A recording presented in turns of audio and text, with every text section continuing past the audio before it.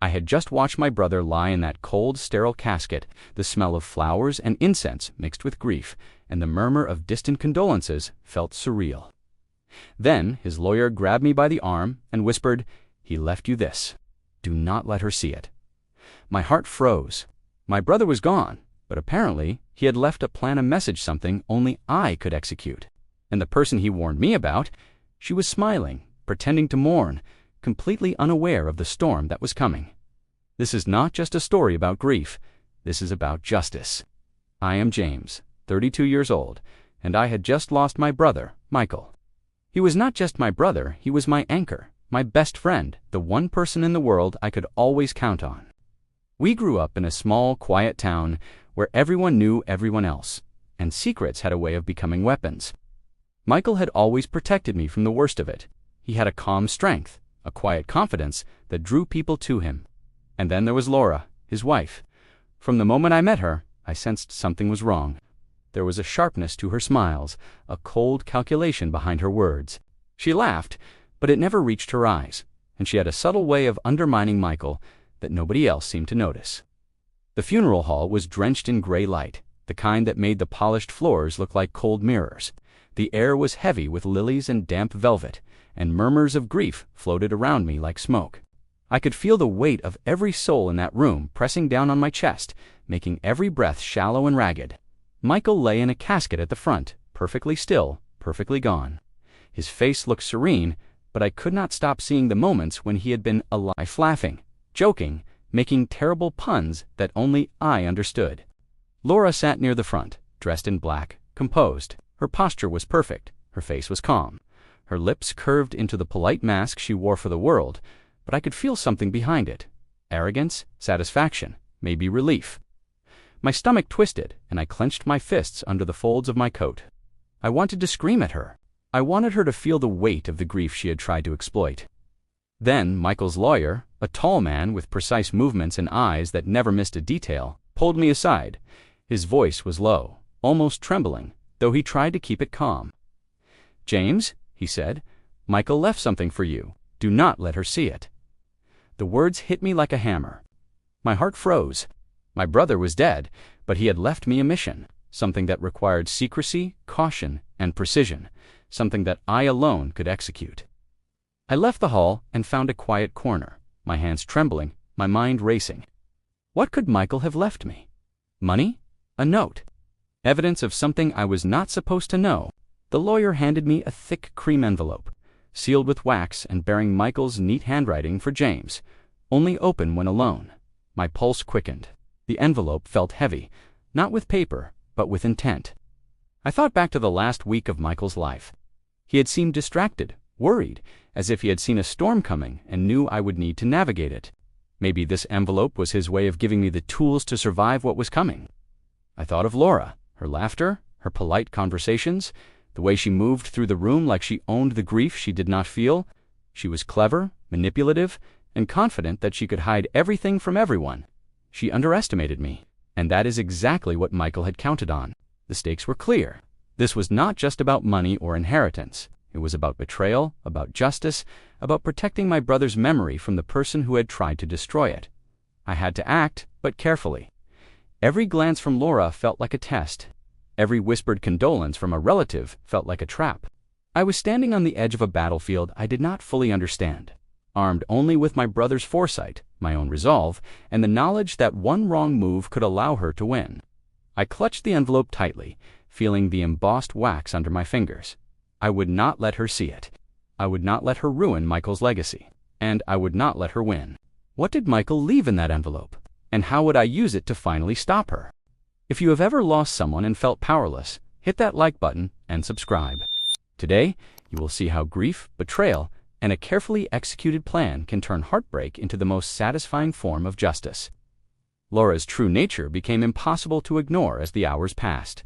At the wake, she moved through the crowd like a predator disguised as prey. She whispered soft condolences to relatives, her voice honeyed and sweet, but her eyes flicked constantly, calculating, measuring reactions, planting seeds of doubt about Michael even in death. I felt my chest tighten each time she smiled, each time someone nodded along to her subtle insinuations. It was infuriating. It was cruel. And yet, no one seemed to notice. No one, except me. Later, when the crowd thinned, Michael's lawyer pulled me aside again. He handed me a folder I had not noticed before, thick with documents. As I flipped through them, a chill ran down my spine. Bank statements, contracts, emails proof that Laura had been siphoning money, manipulating Michael's business decisions, and isolating him from the people who truly cared. Every file told a story of betrayal so meticulous it left me breathless. I could feel the anger building in my chest, coiling like a serpent ready to strike. I pictured Laura in my mind, the way she believed she was untouchable. She thought she could charm her way through grief, through loss, through everyone and everything. But she had underestimated my brother, and she had underestimated me. Every laugh she forced, every tear she faked, every soft word aimed to manipulate it, was all documented now. Every thread of her deception was laid bare. I watched her from across the room. She was leaning back in her chair, elegant and composed, sipping her wine as if she owned the entire room. I imagined her discovering that Michael had prepared this, that he had thought ahead, that I now held the key to exposing everything. I clenched my fists, nails digging into my palms. Her arrogance would be her downfall. At the lawyer's office later, I examined the digital drive Michael had left. It was encrypted, but not too complicated. Michael had left instructions, step by step, almost as if he had predicted my hesitation. Every file, every note, every photograph had a purpose.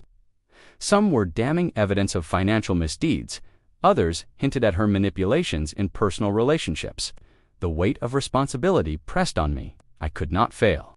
If I made one mistake, everything could be lost, and she would walk away, untouchable, smiling at her victory. I thought of the last conversation I had with Michael. He had looked at me with a mixture of worry and determination. "Trust no one," he had said, "except yourself."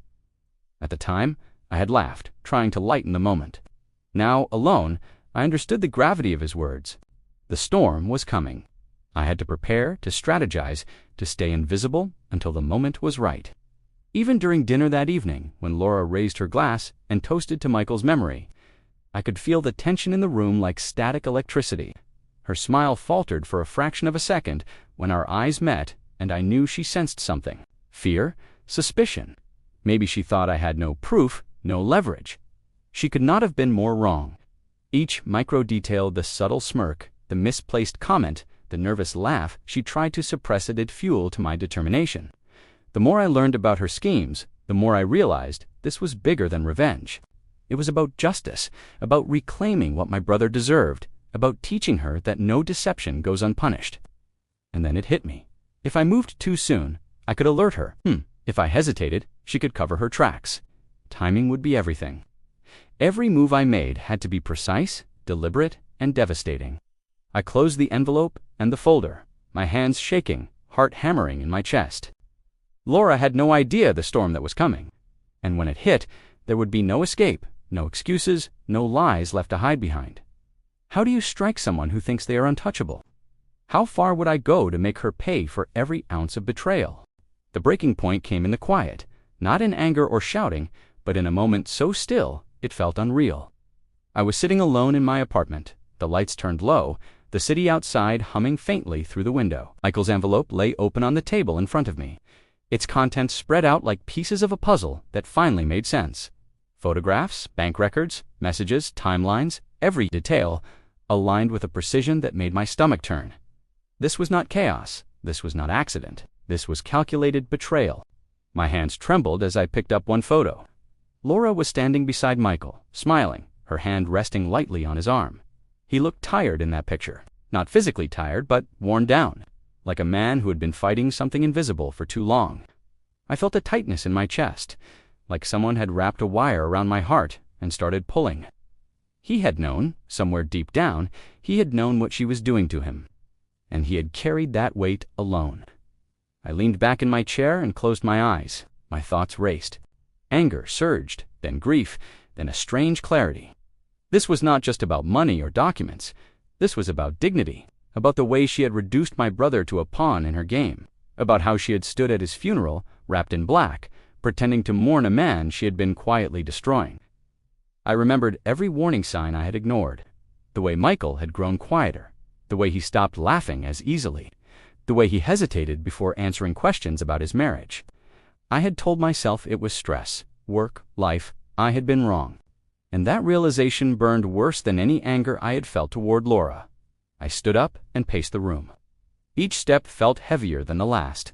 My mind kept circling the same truth. If I did nothing, I would become complicit. Silence would make me part of her victory. I could not let that happen. I would not let my brother be reduced to a tragic footnote in her story of manipulation and greed. I stopped in front of the mirror and looked at myself. My eyes were red, my face pale, but there was something new there. Resolve. Michael had trusted me with this for a reason. He had chosen me to finish what he could not with rage, not with chaos, with patience, with precision, with control. My phone buzzed on the table. A message from Laura. We should talk soon about the estate. There are things we need to settle. My heart pounded as I read it. The timing was too perfect, too confident. She thought she was already in control. She thought I was just the grieving younger brother, overwhelmed and powerless. That assumption was her greatest weakness. I set the phone down slowly. The room felt charged, like the air before a storm. I realized something then, something that shifted everything inside me. Revenge was not about hurting her. It was about restoring balance. It was about proving that deception has consequences. It was about honoring my brother in the only way that truly mattered now.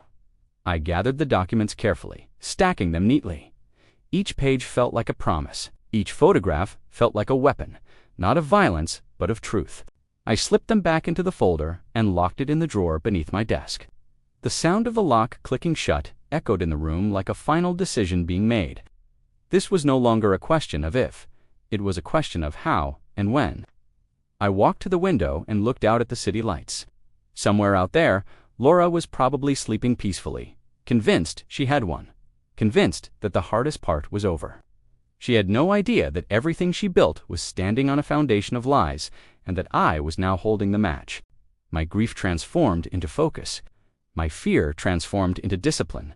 My hesitation transformed into certainty. I whispered into the empty room, "This ends now." Not loudly, not with anger, with calm, with intention. I would not confront her emotionally. I would not give her the satisfaction of seeing me break.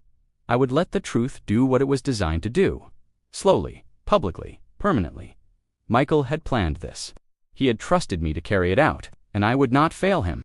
This was the moment I stopped being a grieving brother and became the executor of his justice. The plan began with silence. Not a dramatic move, not a confrontation. Silence. I waited.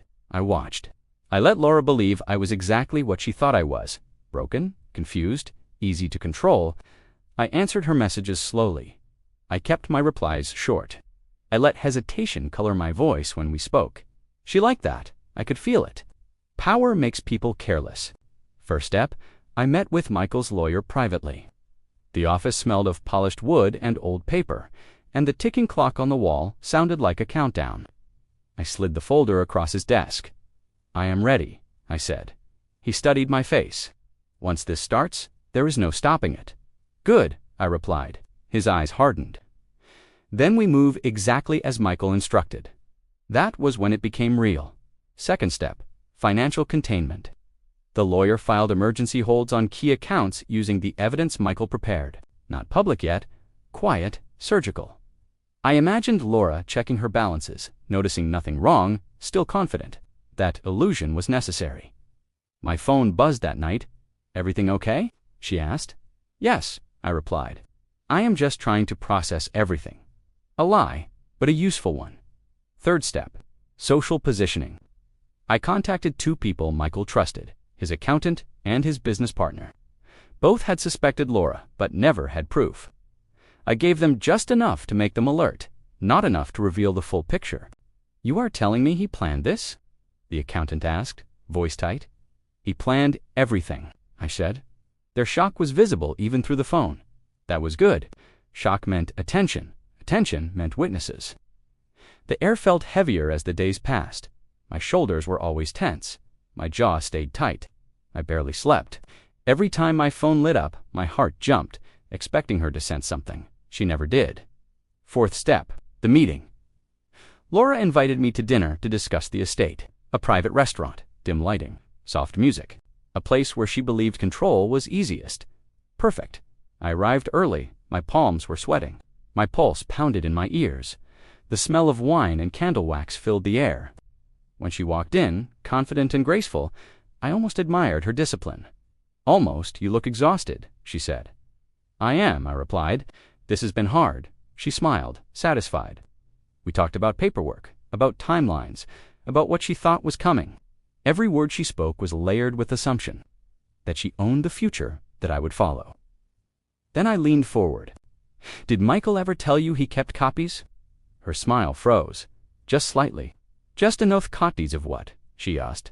Everything, silence, stretched between us, the kind that makes your skin prickle. She recovered quickly. "You are grieving. You are confused." "No," I said quietly. "I am informed." That was the moment I knew she was scared. Fifth step. Activation. The next morning, the lawyer filed the formal claims. Financial records, fraud evidence, the sealed documents Michael prepared. Everything went to the authorities and the estate board simultaneously. No time for her to interfere. No chance to rewrite the narrative. My phone exploded with messages, missed calls, voicemails. Her tone changed with each one. First confusion, then anger, then desperation. "James, you do not understand what you are doing. You are destroying everything. Call me now." I let them stack. Sixth step exposure. At the estate meeting, the room was packed. Lawyers, financial representatives, witnesses. The air was thick with tension. Laura walked in confident, then stopped when she saw the screens already set up. The lawyer spoke calmly. "We will begin with evidence of financial manipulation." Her breath caught. I heard it from across the room, a sharp, involuntary sound. Documents appeared, transactions, timelines, emails, photos. She turned toward me, eyes wide. "You did this." I met her gaze. "Michael did." The room felt electric. My hands were shaking, but my voice was steady. My brother's plan was no longer paper. It was reality. And she finally understood that she was no longer in control. The room was still before it began. Every eye fixed on Laura, every breath held, every heartbeat loud in my ears. The screens glowed with evidence she could not deny: transactions, emails, photos, all carefully curated to expose the full scope of her deception. She stood frozen, a mask of elegance cracking at the edges. Her fingers twitched, resting on the table like claws that could not grasp anything anymore. I watched her face closely. The first flicker of panic appeared in her eyes, tiny, almost imperceptible. Then it grew, spreading like wildfire across her features. She opened her mouth to speak, but no words came. The silence in the room was deafening. The air was thick, almost tangible, electric with anticipation. A lawyer cleared his throat and began to outline the financial manipulations in precise, deliberate detail. Each sentence landed like a hammer strike. I could hear the faint tremble in Laura's voice as she whispered under her breath, "This cannot be real." I did not move. I did not speak. I let her unravel on her own. The anticipation was exquisite. Her confidence, the very thing she had wielded as a weapon against my brother, was crumbling before me. Every subtle smirk, every whispered manipulation, every small lie she had believed would go unnoticed was now laid bare for all to see. She sank into her chair, hands pressed to her temples.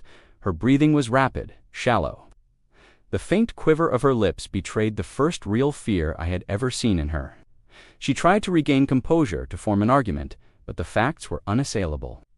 Michael had anticipated every move, and I was executing his plan to perfection. I felt a strange warmth spread through my chest. Relief.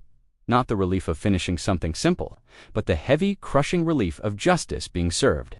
I had carried the weight of anger, grief, and fear, and now it began to lift, replaced with clarity.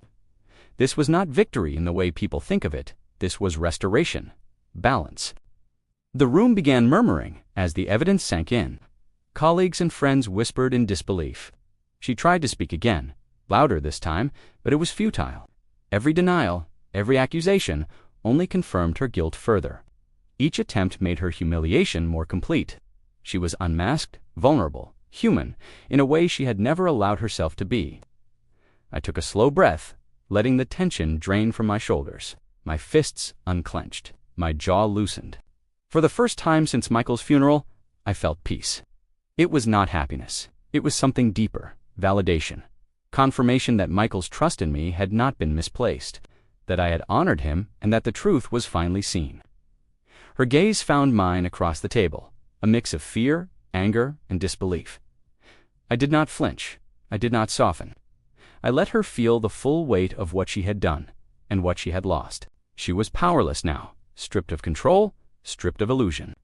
The lawyer concluded the presentation, and the room erupted in whispers, some nodding in approval, others shaking their heads in shock. Laura sat motionless, staring at the documents as if they were a foreign language she could not understand. Her empire, built on deception, was gone. I closed my eyes for a moment, letting it all sink in. My brother's plan had worked. Justice had been delivered without compromise. I had not raised my voice. I had not lashed out. I had simply been patient, calculated, precise, and it had been enough. When I opened my eyes, she was still sitting there, stunned, silent.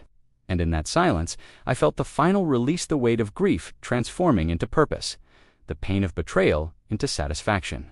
Michael's legacy was safe. The balance had been restored, and I, James, had carried out the justice he could not live to see. She had believed she was untouchable. Now she knew exactly what it felt like to be powerless. Days later, I sat alone in Michael's study, the late afternoon sunlight cutting across the wooden floor. The house was quiet now, eerily so, but not empty. It carried the weight of history, of shared memories, of laughter and secrets that had been mine and Michael's alone. I looked at the documents, the digital drive, the careful plan he had left me, and I felt something settled deep inside me. Relief, yes, but also clarity. Justice had been served, but it was not the kind that brings joy or celebration. It was a quiet, deliberate kind, the kind that hums in your chest when you know wrong has been righted. Laura would not walk away with her lies intact. She would carry the knowledge of her defeat with her for the rest of her life, and I would never have to raise a hand to her. That, in itself, felt like triumph. I thought about karma not as some mystical force, but as consequence. Every action has one, every lie, every manipulation, every moment of arrogance leaves a mark.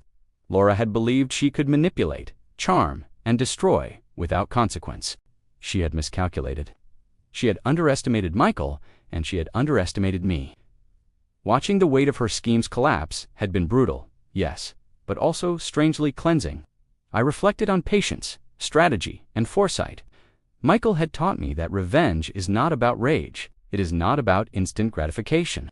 It is about understanding the full scope of the situation, predicting the moves of your adversary, and executing with precision. My anger had been a tool, but Michael's planning had been the weapon. Together, they had delivered justice in a way that was both complete and unassailable. There was no forgiveness in this. None. I did not feel it. I did not want it. What I felt was validation proof that loyalty and integrity matter, that preparation matters, and that deceit cannot hide forever. Michael had trusted me to see this through, and I had honored that trust. I had not allowed grief to weaken me. I had not allowed fear to cloud my judgment. I had allowed the truth to speak, and it had spoken loudly. Looking forward, I understood something vital. Life does not owe fairness, but it does reward vigilance. It does not guarantee protection, but it does offer tools for those willing to plan, observe, and act. Michael's legacy is now part of me, part of the lessons I carry every day. I do not know what the future holds, but I know this sigh will never allow deceit, manipulation, or betrayal to go unchecked again. I have seen the power of calculated action, and I carry it with me now.